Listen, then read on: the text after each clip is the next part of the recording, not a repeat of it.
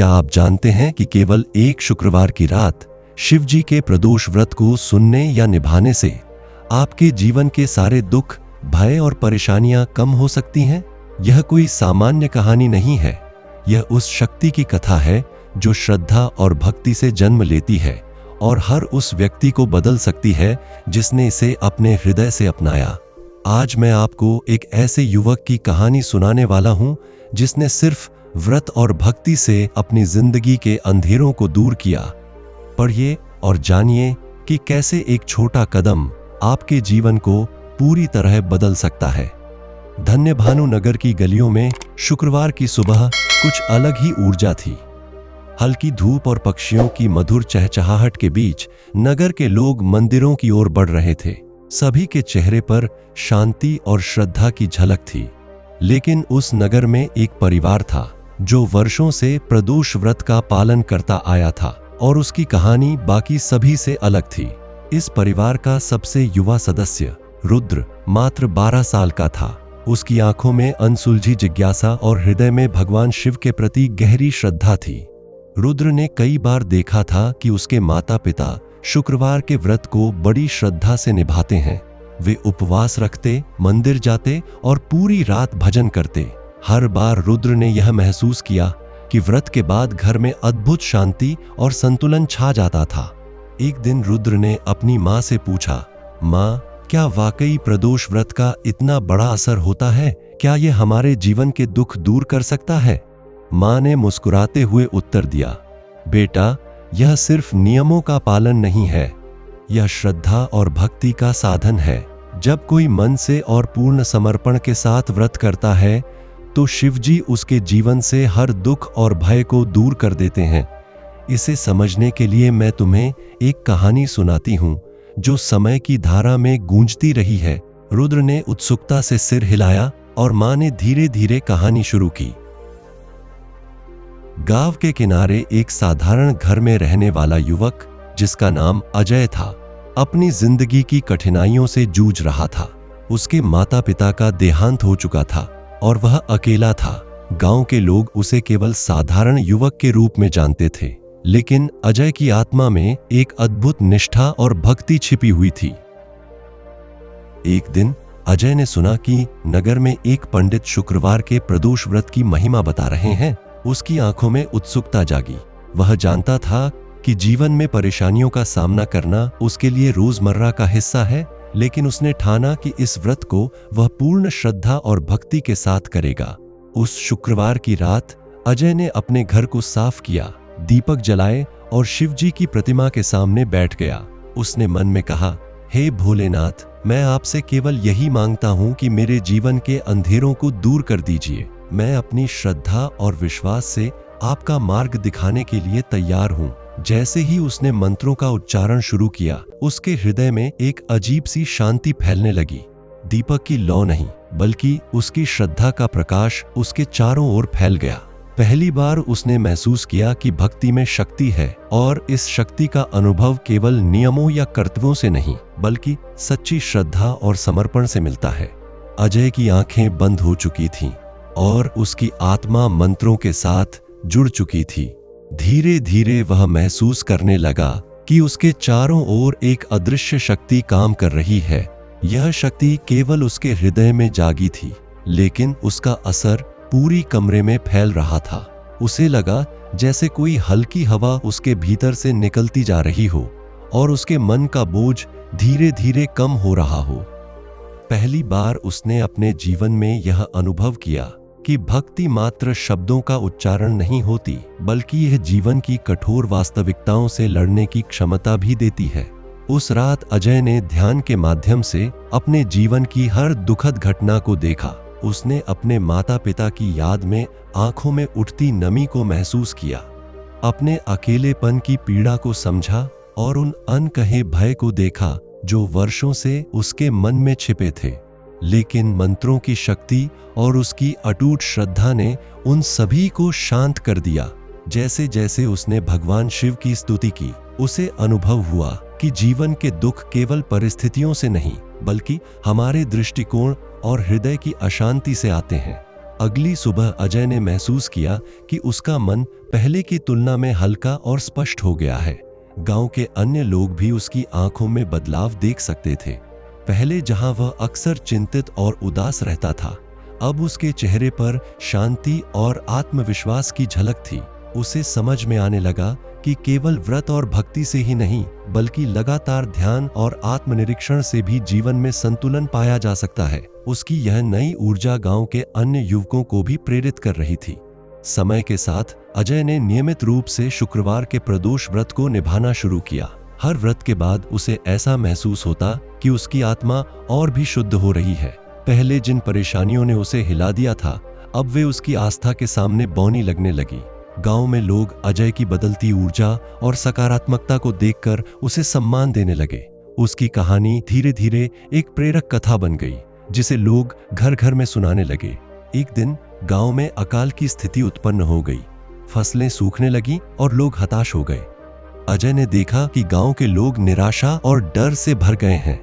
उसने अपने हृदय की शांति और भगवान शिव में अपने भरोसे को महसूस करते हुए गांव वालों को बुलाया और उन्हें समझाया कि केवल भय और चिंता से किसी समस्या का समाधान नहीं होता। उसने उन्हें प्रार्थना और श्रद्धा के महत्व के बारे में बताया और सभी को साथ में व्रत और ध्यान करने के लिए प्रेरित किया। व्रत और भक्ति की शक्ति ने इस कठिन समय में अद्भुत परिणाम दिए।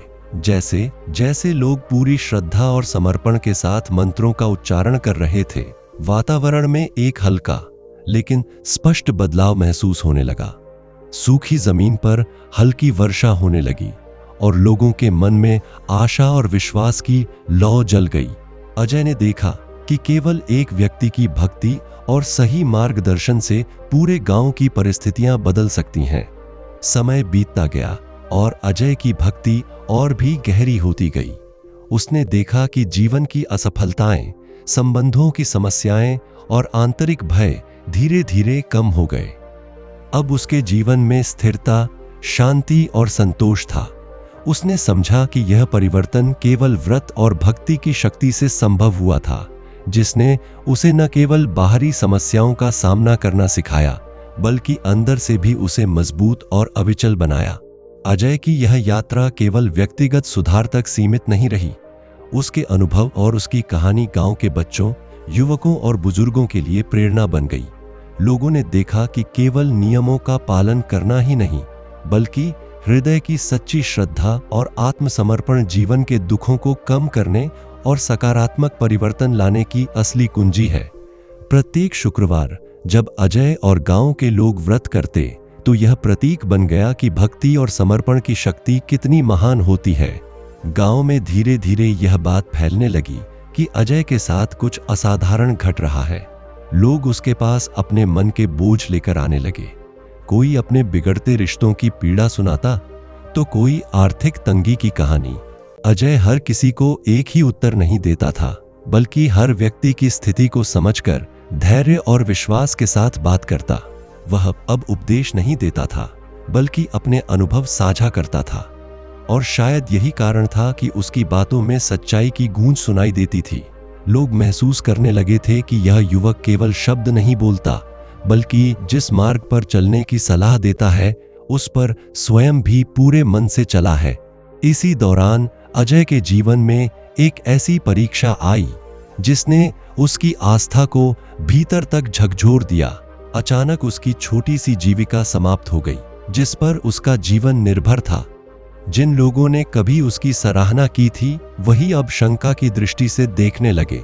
कुछ ने तो यहाँ तक कह दिया कि भक्ति पेट नहीं भरती। उन दिनों अजय के पास न धन था, न कोई सहारा, लेकिन उसके भीतर जो स्थिरता थी, वह पहले से कहीं अधिक मजबूत हो चुकी थी। उसने अपने मन को डगमगाने नहीं दिया और हर शुक्रवार को उसी निष्ठा से प्रदोष व्रत करता रहा, जैसे पहले करता था। उन कठिन दिनों में अजय को कई बार ऐसा लगा जैसे अंधकार चारों ओर से घेर रहा हो, लेकिन जैसे ही वह शिवजी का स्मरण करता, उसके भीतर एक शांत प्रकाश फैल जाता। वह समझ चुका था कि परीक्षा का समय ही भक्ति की वास्तविक कसौटी होता है। यदि सुख में किया गया विश्वास दुख में टूट जाए, तो वह आस्था नहीं, केवल सुविधा होती है। इसी सोच के साथ उसने हर अपमान, हर तिरस्कार को मौन भाव से स्वीकार किया और अपने कर्म में लगा रहा। उसे यह भी भली भांति ज्ञात हो गया था कि हर रुकावट किसी न किसी दिशा की ओर संकेत करती है। एक शुक्रवार की संध्या जब वह प्रदोष काल में ध्यान में बैठा था, उसके मन में एक स्पष्ट सा भाव उभरा। यह कोई आवाज नहीं थी, न कोई दृश्य, बल्कि एक गहरी अनुभूति थी जिसने उसे भीतर से झकझोर दिया। उसे पहली बार यह एहसास हुआ कि उसकी साधना केवल उसके लिए नहीं रह गई है, बल्कि उसके माध्यम से कई लोगों का मार्ग भी प्रकाशित हो रहा है। उस क्षण उसने न कोई वर मांगा, न किसी पीड़ा से मुक्ति की प्रार्थना की, बल्कि केवल यही कामना की कि जो विश्वास उसे मिला है वह कभी डगमगाए नहीं। कुछ ही समय बाद परिस्थितियां धीरे धीरे बदलने लगीं। जिस काम के बंद होने से वह टूटने के कगार पर था, उसी अनुभव के कारण उसे एक नया मार्ग दिखाई दिया। अब वह केवल अपने लिए नहीं, बल्कि गांव के अन्य लोगों के साथ मिलकर काम करने लगा। उसका उद्देश्य केवल आजीविका नहीं था, बल्कि ऐसा वातावरण बनाना था जहां लोग एक दूसरे का सहारा बन सकें। इस परिवर्तन में किसी चमत्कार का शोर नहीं था, बल्कि सतत प्रयास, संयम और भरोसे की शांत धारा बह रही थी, जिसे केवल वही समझ सकता था जिसने कठिन समय को निकट से देखा हो। गांव के बुजुर्गों ने जब अजय के भीतर आए इस परिपक्व बदलाव को देखा तो उन्होंने उसे आशीर्वाद दिया। वे कहते थे कि यह वही लक्षण हैं जो किसी साधक में वर्षों की तपस्या के बाद दिखाई देते हैं। अजय स्वयं को न साधक मानता था, न विशेष, लेकिन वह यह समझने लगा था कि जीवन का असली सौंदर्य बाहरी उपलब्धियों में नहीं, बल्कि भीतर की स्थिरता में छिपा होता है। प्रदोष व्रत अब उसके लिए एक दिन का नियम नहीं, बल्कि पूरे जीवन की दिशा बन चुका था। समय के साथ उसकी कहानी केवल गांव तक सीमित नहीं रही। आसपास के क्षेत्रों से लोग आने लगे, कोई जिज्ञासा में तो कोई टूटे हुए मन के साथ। अजय हर किसी को यह नहीं कहता था कि उनके दुख तुरंत समाप्त हो जाएंगे, बल्कि वह उन्हें यह समझाता था कि दुख से भागना समाधान नहीं है। जब मन स्थिर हो जाता है तो समस्या का भार अपने आप हल्का हो जाता है। उसकी बातें सुनकर लोग पहली बार यह समझ पाए कि आस्था का अर्थ केवल मांगना नहीं, बल्कि स्वीकार करना भी होता है। और इस तरह अजय की यात्रा आगे बढ़ती रही। वह न तो किसी कथा को यहीं समाप्त मानता था, न ही किसी उपलब्धि को अंतिम।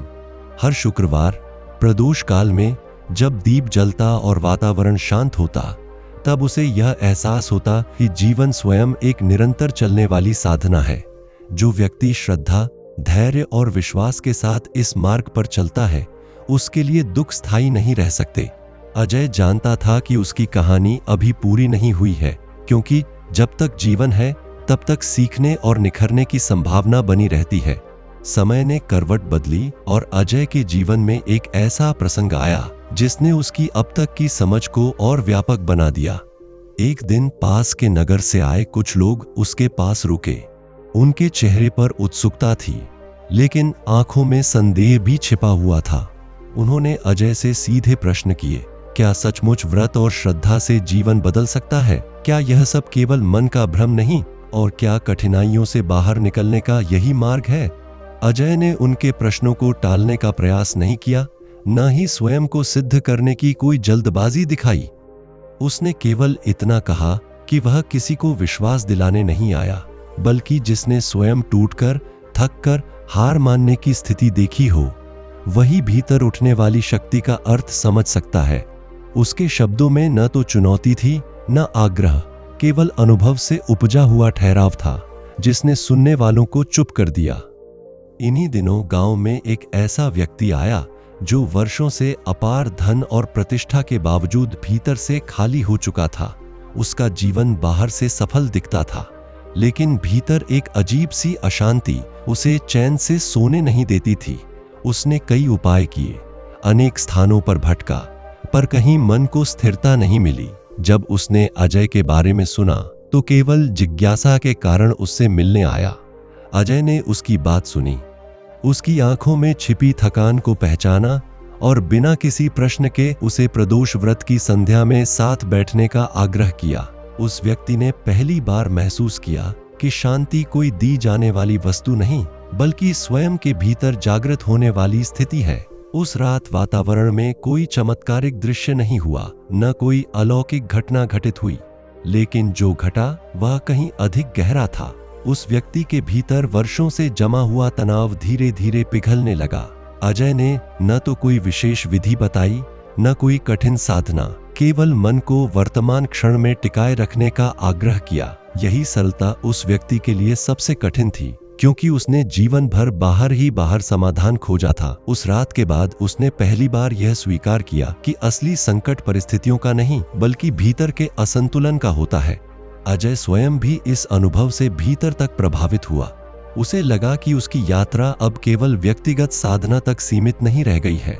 वह यह समझने लगा कि जब कोई व्यक्ति स्वयं के भीतर स्थिर होता है तो उसका अस्तित्व अनजाने ही दूसरों के लिए सहारा बन जाता है।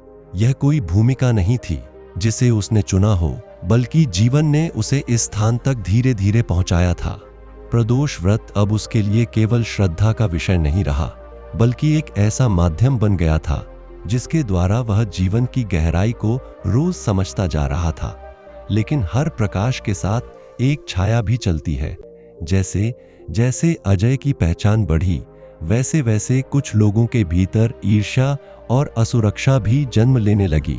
उन्होंने उसके कार्यों पर प्रश्न उठाने शुरू किए, उसके इरादों पर संदेह किया और यह कहने लगे कि वह लोगों को भ्रमित कर रहा है।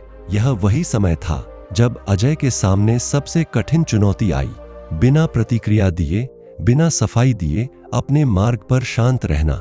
कई बार मन में पीड़ा उठती, लेकिन वह जान चुका था कि हर उत्तर शब्दों से नहीं दिया जाता। कुछ उत्तर केवल समय और आचरण से ही सामने आते हैं। इन परिस्थितियों के बीच एक शुक्रवार ऐसा आया जब अजय का मन असामान्य रूप से शांत था। न कोई चिंता, न कोई अपेक्षा। प्रदोष काल में बैठते हुए उसने यह अनुभव किया कि जीवन के सारे उतार चढ़ाव एक ही धारा का हिस्सा हैं। जिस दिन वह संघर्ष से घिरा था, उसी दिन उसने भीतर की शक्ति पहचानी थी, और जिस दिन लोग उसे मान देने लगे, उसी दिन उसे विनम्र रहना सीखना था। उसे यह स्पष्ट होने लगा कि व्रत का वास्तविक अर्थ केवल फल प्राप्त करना नहीं, बल्कि हर स्थिति में संतुलन बनाए रखना है। धीरे धीरे गांव में एक नई संस्कृति आकार लेने लगी। लोग केवल समस्या लेकर नहीं आते थे, बल्कि समाधान खोजने का साहस भी अपने भीतर जगाने लगे थे। अजय ने कभी यह दावा नहीं किया कि उसने किसी का जीवन बदल दिया, लेकिन उसने यह अवश्य देखा कि जब लोग अपने भीतर झांकने लगे तो उनके व्यवहार, निर्णय और दृष्टि में परिवर्तन आने लगा। यह परिवर्तन शोरगुल वाला नहीं था, बल्कि एक शांत प्रक्रिया थी, जैसे बीज का भीतर ही भीतर अंकुरित होना। अजय की यह यात्रा अब एक कथा मात्र नहीं रह गई थी, बल्कि एक जीवित उदाहरण बन चुकी थी। वह स्वयं को किसी विशेष स्थान पर नहीं रखता था, फिर भी लोग उससे प्रेरणा लेने लगे थे।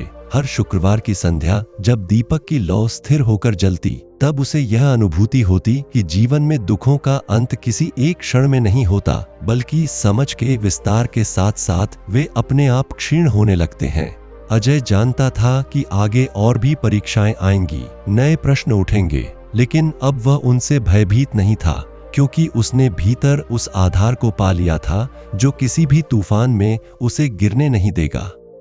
एक समय ऐसा आया जब अजय को पहली बार यह एहसास हुआ कि भीतर की स्थिरता बाहरी परिस्थितियों से कहीं अधिक कठिन परीक्षा से गुजरती है। पास के क्षेत्र में अचानक अशांति फैल गई।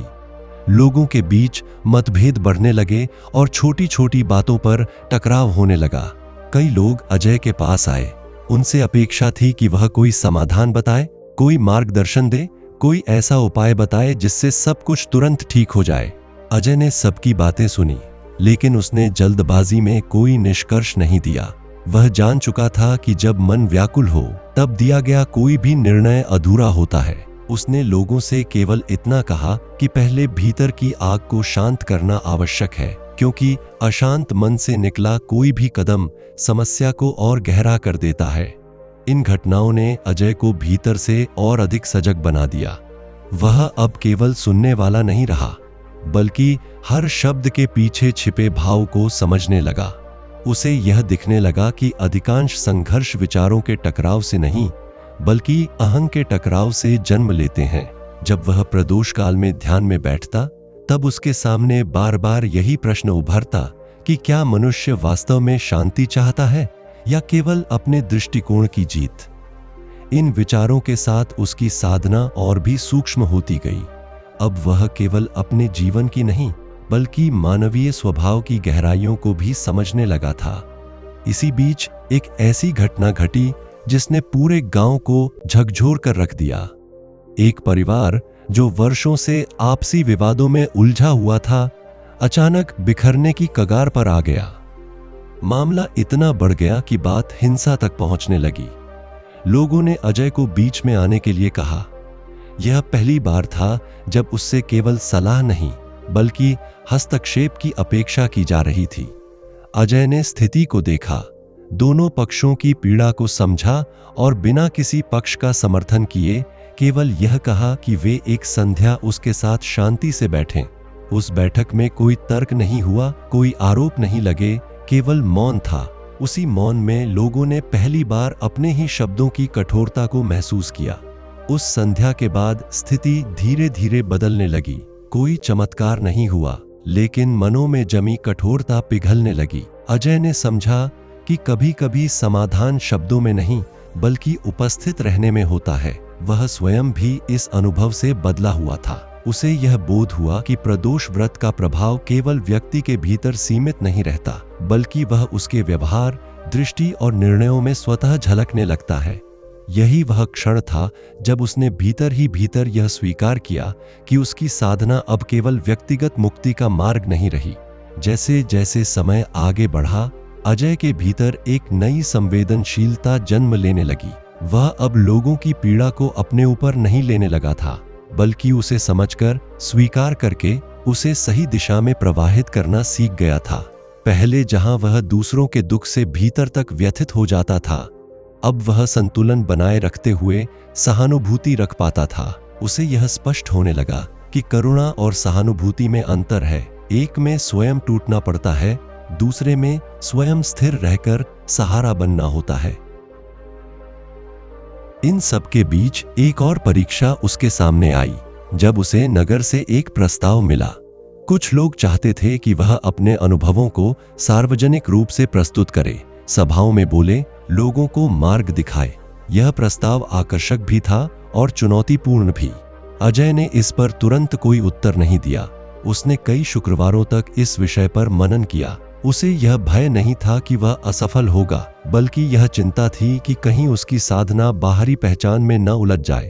अंततः उसने यह निर्णय लिया कि वह स्वयं को किसी मंच तक सीमित नहीं करेगा, क्योंकि उसकी यात्रा किसी भूमिका की मोहताज नहीं थी। उस निर्णय के बाद उसके भीतर एक अजीब सी हल्कापन आया, जैसे कोई बोझ उतर गया हो। अब वह जान चुका था कि सच्चा मार्ग वही है जहां व्यक्ति स्वयं को केंद्र में न रखे। प्रदोष व्रत की संध्याएं अब उसके लिए और भी अर्थपूर्ण हो गई थीं। दीपक की लौ को देखते हुए वह यह अनुभव करता कि जैसे जीवन की हर परीक्षा उसी लौ की तरह है। यदि भीतर हवा शांत हो तो लौ स्थिर रहती है, चाहे बाहर कितना भी अंधकार क्यों न हो। अजय की यात्रा अब एक ऐसे चरण में प्रवेश कर चुकी थी जहां उसे न प्रशंसा की आवश्यकता थी, न विरोध का भय। वह जानता था कि आगे आने वाले समय में और भी कठिन प्रश्न उठेंगे और शायद उसे और भी गहरे स्तर पर स्वयं को समझना पड़ेगा, लेकिन अब उसके भीतर वह धैर्य था जो प्रतीक्षा करना सिखाता है। वह विश्वास था जो बिना आश्वासन के भी टिके रहना जानता है, और वह श्रद्धा थी जो किसी परिणाम पर निर्भर नहीं करती। यही वह आधार था जिस पर उसकी आगे की पूरी कथा आकार लेने वाली थी। इन्हीं दिनों दूर स्थित पर्वतों और नदियों से घिरे एक समृद्ध राज्य की चर्चा गांव तक पहुंची। उस राज्य का राजा अपने न्याय, संयम और प्रजा के प्रति संवेदनशील स्वभाव के लिए जाना जाता था। उसके वैभव से अधिक उसकी चिंता का विषय यह था कि उसके राज्य में बाहरी समृद्धि होते हुए भी लोगों के चेहरों से संतोष धीरे धीरे लुप्त होता जा रहा था। राजा ने देखा कि उसके आदेश माने जाते हैं, कानून लागू होते हैं, पर मनों में अशांति बढ़ती जा रही है। उसे यह समझ नहीं आ रहा था कि जब सब कुछ व्यवस्थित है, तब भी भीतर यह खालीपन क्यों फैल रहा है। उसी असमंजस में उसने सुना कि किसी गांव में एक साधारण युवक है जिसके पास लोग शांति और संतुलन की खोज में जाते हैं। राजा ने पहली बार किसी साधु या विद्वान को नहीं बल्कि एक सामान्य गृहस्थ को बुलाने का विचार किया।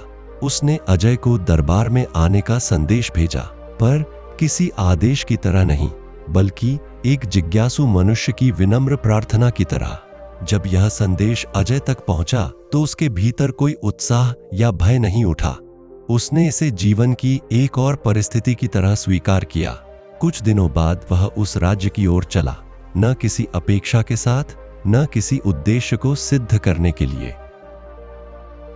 दरबार में प्रवेश करते समय अजय ने वैभव देखा, ऊंचे स्तंभ, सुव्यवस्थित सभा, अनुशासित सेवक, लेकिन उसकी दृष्टि सीधे राजा के चेहरे पर टिक गई। वहां सत्ता का गर्व नहीं था बल्कि एक प्रश्न था जो उत्तर खोज रहा था। राजा ने अजय से कोई औपचारिक प्रश्न नहीं पूछा। उसने केवल इतना कहा कि वह अपने राज्य की हर समस्या का समाधान खोज चुका है, पर अपने ही मन की उलझन सुलझा नहीं पा रहा। यह स्वीकारोक्ति सुनकर दरबार में सन्नाटा छा गया, क्योंकि किसी राजा ने पहली बार अपने अधूरेपन को इतनी स्पष्टता से स्वीकार किया था। अजय ने राजा को कोई उपदेश नहीं दिया। उसने केवल यह पूछा कि क्या राजा कभी अपने लिए बिना किसी भूमिका के मौन में बैठा है। राजा इस प्रश्न पर ठिठक गया। उसने स्वीकार किया कि वर्षों से वह केवल राजा रहा है, मनुष्य बनकर बैठना वह भूल चुका है। उसी संध्या जब प्रदोष काल आया, अजय और राजा महल के एक शांत कोने में दीपक जलाकर मौन में बैठे। न मंत्रों का उच्च स्वर था, न कोई विधि, केवल एक ऐसी शांति जिसमें पहली बार राजा ने स्वयं को सुना। उस मौन ने राजा के भीतर दबे अनेक भावों को बाहर आने दिया। उसे स्मरण हुआ कि सत्ता पाने से पहले वह भी कभी साधारण मनुष्य था, जिसके सपने सरल थे। समय के साथ जिम्मेदारियों ने उसे कठोर बना दिया था, और वही कठोरता अब उसके राज्य में प्रतिबिंबित हो रही थी। उस रात के बाद राजा ने कोई घोषणा नहीं की, न कोई नया नियम बनाया, लेकिन उसने अपने व्यवहार में परिवर्तन शुरू किया। वह निर्णय लेने से पहले ठहरने लगा, सुनने लगा और कभी-कभी बिना बोले समझने लगा। राज्य में धीरे धीरे परिवर्तन दिखाई देने लगा।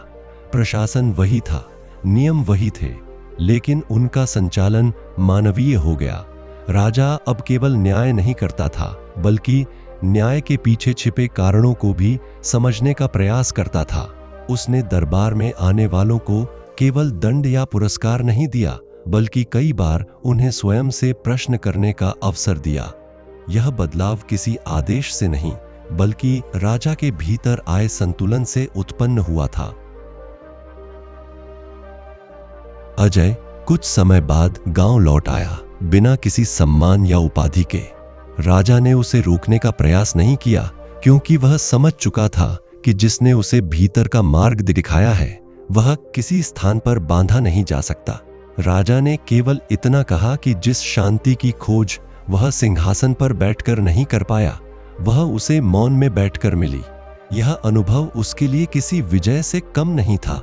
अजय के लौटने के बाद भी वह राज्य और गांव एक अदृश्य सूत्र से जुड़े रहे।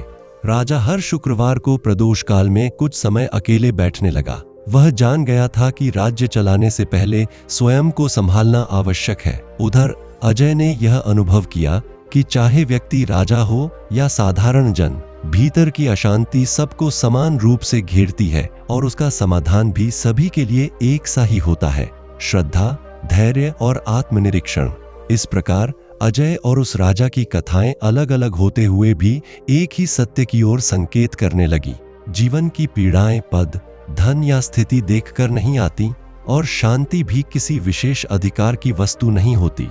जो व्यक्ति स्वयं को देखने का साहस कर लेता है, वही वास्तव में समृद्ध होता है।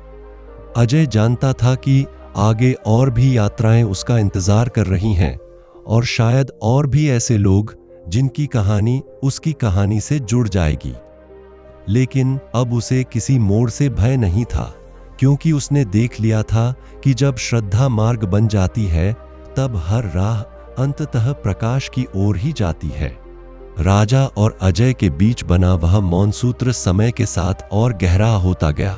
यद्यपि अजय गांव लौट चुका था, पर राजा के भीतर जो परिवर्तन शुरू हुआ था वह अब रुकने वाला नहीं था। पहले जहां राजा प्रजा की समस्याओं को केवल प्रशासनिक दृष्टि से देखता था, अब वह हर पीड़ा के पीछे छिपे मनुष्य को देखने लगा था। उससे यह समझ आने लगा कि नियम व्यवस्था बनाए रख सकते हैं, लेकिन संतोष नहीं दे सकते। यह बोध उसे हर निर्णय से पहले ठहरने के लिए विवश करता था। कई बार वह स्वयं से पूछता कि यदि वह इस स्थान पर एक साधारण नागरिक होता तो क्या वही निर्णय उसे स्वीकार्य होता। यह प्रश्न उसके राज्य की दिशा को धीरे धीरे बदल रहा था। इसी बीच राज्य में एक गंभीर संकट उत्पन्न हुआ। पड़ोसी क्षेत्रों में अस्थिरता फैल चुकी थी और कुछ सीमावर्ती गांवों में भय का वातावरण बनने लगा था। दरबार में मंत्रियों ने कठोर निर्णयों की सलाह दी, सेना बढ़ाने, कर कड़े करने और अनुशासन सख्त करने की। राजा ने सबकी बातें सुनी, लेकिन उस दिन उसने तुरंत कोई आदेश नहीं दिया। वह जानता था कि भय से लिया गया निर्णय केवल भय को ही जन्म देता है। उसी रात उसने प्रदोष काल में अकेले बैठकर दीपक जलाया और पहली बार अपने भीतर उठ रहे भय को बिना दबाए देखा। उसे यह स्वीकार करने में समय लगा कि राजा होने के बावजूद वह भी असुरक्षित महसूस कर सकता है। अगली सुबह दरबार में राजा ने जो कहा उसने सभी को चौंका दिया। उसने शक्ति प्रदर्शन की बजाय संवाद का मार्ग चुना। उसने सीमावर्ती गांवों के लोगों को दरबार में बुलाया, उनकी बातें सुनी और पहली बार शासन और प्रजा के बीच की दूरी को सचेत रूप से कम किया। इस प्रक्रिया में उसे आलोचना भी झेलनी पड़ी, लेकिन वह जान चुका था कि हर सही कदम तुरंत स्वीकार नहीं किया जाता। यह वही धैर्य था जो उसने मौन की साधना से सीखा था। धीरे धीरे स्थिति शांत होने लगी, क्योंकि भय को पहली बार सुना गया था, दबाया नहीं गया था। उधर गांव में अजय भी एक नए दौर से गुजर रहा था। अब लोग उसके पास केवल शांति की खोज में नहीं, बल्कि अपने जीवन के निर्णयों को लेकर भी आने लगे थे। अजय हर बार उन्हें कोई निश्चित उत्तर नहीं देता था।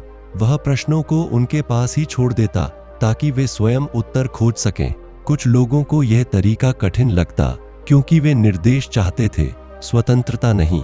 लेकिन समय के साथ उन्होंने समझा कि जो निर्णय भीतर से निकलता है वही टिकता है। अजय स्वयं भी इस प्रक्रिया में और अधिक सजग होता गया, क्योंकि हर व्यक्ति की कहानी उसे जीवन का एक नया पहलू दिखा रही थी। एक दिन राजा के राज्य से एक दूत अजय के पास पहुंचा। इस बार कोई निमंत्रण नहीं था, केवल एक संदेश था। राजा ने यह अनुभव किया है कि शासन चलाना भी एक साधना हो सकती है, यदि उसका आधार अहंकार नहीं, विवेक हो। यह संदेश पढ़कर अजय के मन में न गर्व आया, न संतोष, बल्कि एक गहरी कृतज्ञता उत्पन्न हुई। उसे लगा कि जीवन ने उसे जो मार्ग दिखाया था वह केवल उसका निजी अनुभव नहीं रहा, बल्कि कई दिशाओं में फैल रहा है। यह विचार उसे और भी विनम्र बना गया। समय के साथ राजा और राज्य में एक अनोखा संतुलन दिखाई देने लगा। कानूनों का पालन अब डर से नहीं, समझ से होने लगा था।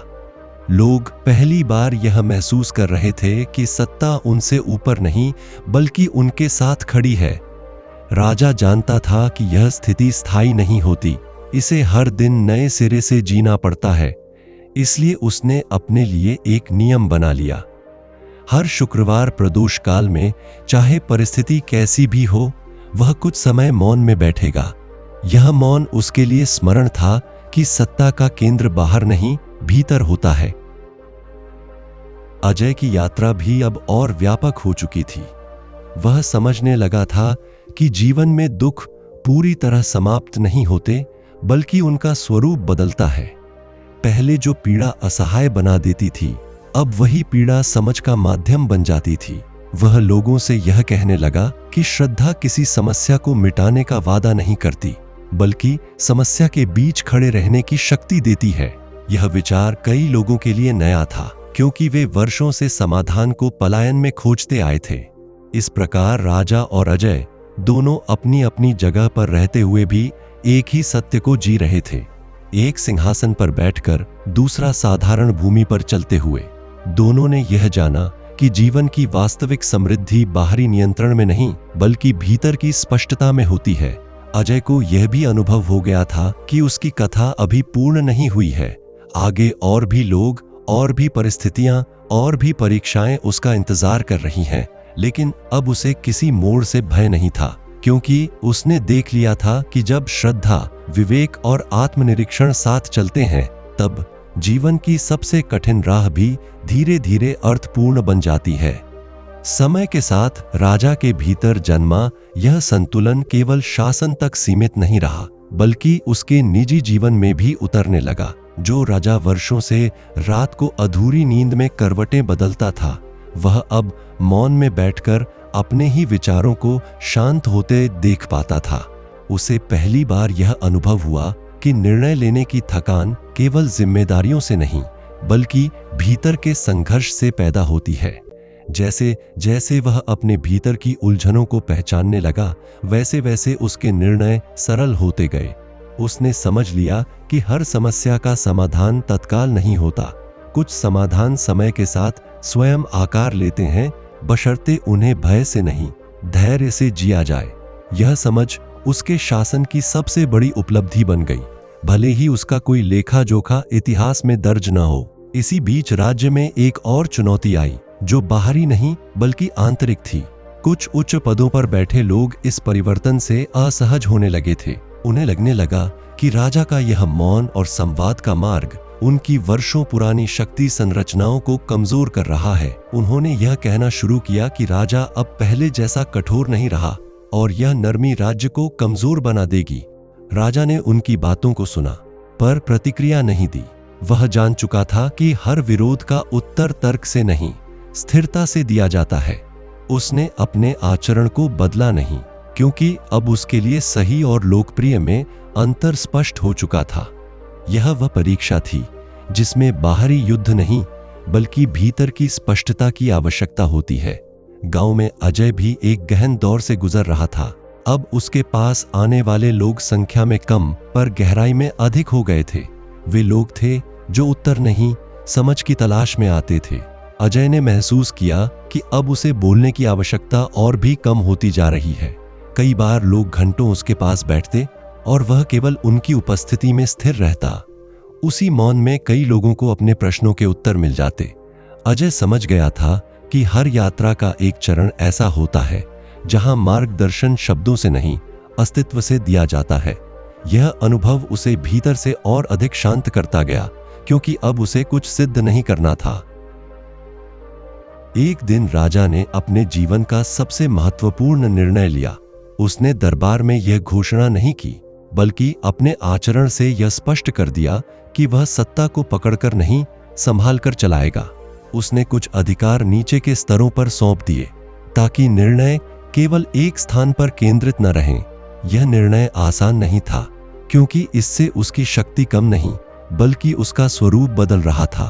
पहली बार राजा ने यह महसूस किया कि नियंत्रण छोड़ना भी एक प्रकार की शक्ति है।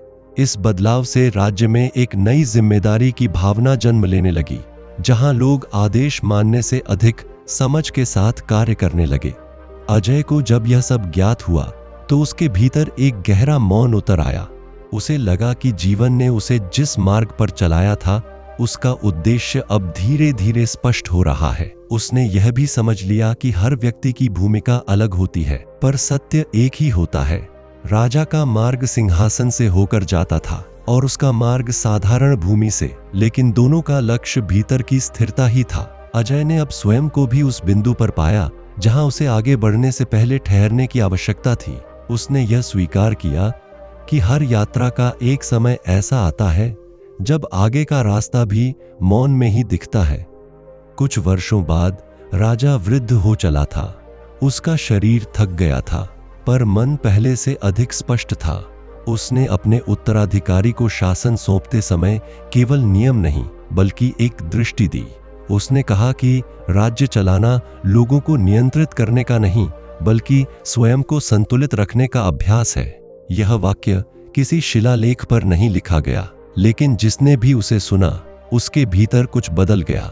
राजा ने अपने अंतिम वर्षों में अधिक समय मौन, निरीक्षण और साधारण लोगों के बीच बिताया। उसे अब किसी स्मारक या यश की आकांक्षा नहीं थी, क्योंकि वह जान चुका था कि सबसे गहरा प्रभाव बिना घोषणा के ही पड़ता है। उधर अजय ने भी एक दिन यह अनुभव किया कि उसकी कथा अब केवल उसकी नहीं रही। गांव में अब ऐसे लोग थे जो बिना उसके कहे ही दूसरों को सुनना, ठहरना और समझना सीख चुके थे। अजय ने देखा कि परिवर्तन अब उसके इर्द गिर्द नहीं, बल्कि उससे आगे बढ़ चुका है। यह देखकर उसके भीतर कोई शून्यता नहीं आई, बल्कि एक गहरी पूर्णता का भाव उत्पन्न हुआ। उसने समझ लिया कि मार्गदर्शक का उद्देश्य केंद्र बनना नहीं, बल्कि स्वयं को अनावश्यक बना देना होता है। यही वह क्षण था जब अजय ने भीतर ही भीतर इस यात्रा को पूर्ण मान लिया। कथा यहीं समाप्त नहीं हुई, पर उसका कहना यहीं पूरा हो गया। राजा और अजय दोनों ने यह जान लिया था कि जीवन का उद्देश्य दुखों से मुक्त होना नहीं, बल्कि उन्हें समझने योग्य बनना है। जब मन भीतर स्थिर होता है, तब परिस्थितियां चाहे जैसी हों, वे व्यक्ति को तोड़ नहीं पाती। यह कथा किसी चमत्कार, विजय या पराजय की नहीं थी, बल्कि उस मौन परिवर्तन की थी जो धीरे धीरे मनुष्य को भीतर से समृद्ध बनाता है। और जब ऐसा होता है, तब न राजा बड़ा रहता है, न साधारण जन छोटा। सब केवल जीवन के उसी प्रवाह में होते हैं जहां हर अनुभव अंततः समझ में बदल जाता है। दर्शक बंधु, आज की यह शुक्रवार प्रदोष व्रत की कथा यहीं विराम लेती है, लेकिन इसका अर्थ यहीं समाप्त नहीं होता, क्योंकि प्रदोष केवल एक तिथि या व्रत नहीं, बल्कि वह क्षण है जब मन के भीतर जमा हुआ अंधकार धीरे धीरे प्रकाश में बदलने लगता है। यह हमें सिखाता है कि महादेव की कृपा किसी चमत्कार के रूप में नहीं, बल्कि धैर्य, संतुलन और समझ के रूप में जीवन में उतरती है। जब हम हर शुक्रवार प्रदोष काल में शिव का स्मरण करते हैं, तब वास्तव में हम अपने ही भीतर उस स्थिरता को जगाते हैं जो कठिन से कठिन समय में भी हमें टूटने नहीं देती। यह व्रत हमें यह याद दिलाता है कि सुख और दुख दोनों क्षणिक हैं, लेकिन जो स्थायी है वह है हमारा विश्वास और हमारी श्रद्धा। यदि आज की इस कथा ने आपके मन में एक क्षण के लिए भी शांति जगाई हो, तो यही शिव की सच्ची कृपा है, क्योंकि महादेव बाहर नहीं, भीतर बसते हैं। हर उस हृदय में जो मौन, श्रद्धा और सत्य के साथ जीवन को स्वीकार करना सीख लेता है। इसी भावना के साथ हर शुक्रवार प्रदोष काल में दीप प्रज्वलित करें, शिव का स्मरण करें और जीवन को एक साधना की तरह जिए। ओम नमः शिवाय।